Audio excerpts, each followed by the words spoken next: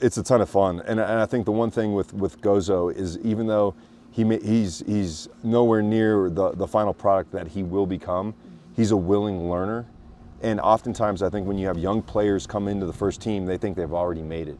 And I think the most important part is the character of the young man that's willing to continue learning. And so for me, I just get great joy with guys that are willing to listen, take a little bit of the experience that myself and the coaching staff have had in the game, and for them to apply it in real time and go, and you know, it's not always, you don't always get it, right? You can always give a bit of advice and it doesn't come off. But when it does come off, there's a motivation to continue listening, right? Yeah. So he's been great. I can't say enough about Gozo and the way he's impacted games in his way. And I think to what Maddie said, I think we have to find him in positions where we can get him in behind the defense more often, and then it's really executing the technique that we were working on today. People behave the way you treat them. You know, I think if you treat people like children, they'll start throwing the toys everywhere.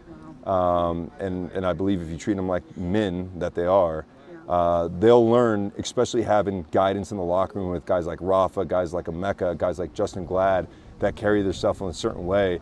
They'll begin to look to them as the behaviors that are okay, that are positive, that will, you know, affect themselves individually. So for me, Gozo, you know, I don't ask too much. The one thing I always talk about is your maximum effort is a mandatory minimum.